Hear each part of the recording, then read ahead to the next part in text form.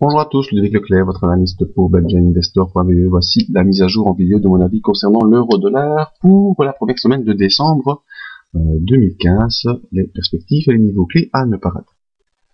Alors, notre ami l'euro-dollar poursuit sa baisse, même si cette semaine on a fait un petit rebond qui est venu une nouvelle fois, comme ça fut déjà le cas ici mi-octobre, comme ce fut encore le cas fin octobre, et comme ce fut encore le cas mi-novembre. On est venu jouer à chaque fois que la M20 qui reste baissière, qui ne se retourne pas à la hausse. On va faire une ou deux séances au-dessus, puis boum, on repart en dessous. On va refaire une séance au-dessus, boum, on repart en dessous.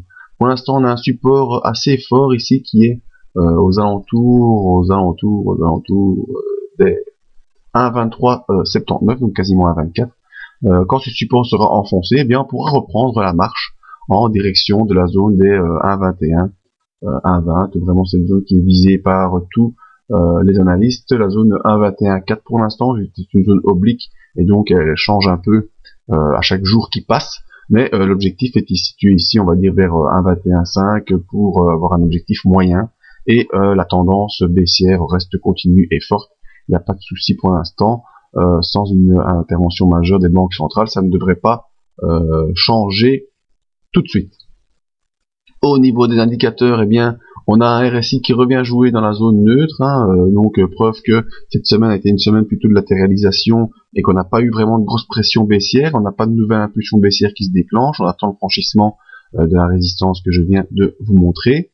Par contre, au niveau du RSI, eh bien, même si on était resté sous, non c'est pas le RSI, pardon, le MACD, on est resté sous cette zone oblique ici de résistance, il semblerait que maintenant on l'ait franchi. Et donc ça me pose question de voir si on peut poursuivre l'amélioration du MACD, ce qui voudrait dire qu'on est peut-être face à un rebond plus important. Donc la zone a été franchie, je la supprime, et je peux essayer d'en créer une autre ici. Donc voilà, cette oblique là, ben, je vais la surveiller parce que si on la franchit à la hausse dans les prochains jours, eh bien, ce serait vraiment un signal qu'il faudra surveiller d'un potentiel retournement court terme sur l'euro-dollar.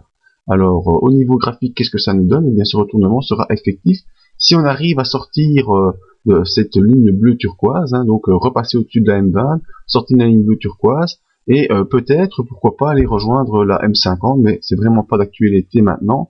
L'indicateur ici nous montre des probabilités, elles sont dans l'ambiance actuelle assez faibles, mais on a un support qui est efficace ici vers les 1,2379 et qu'il faut donc surveiller. Si on vient faire un rebond sur cette zone et sortir de cette ligne turquoise ici, eh bien peut-être qu'on pourra rejoindre la M50 dans un rebond plus important.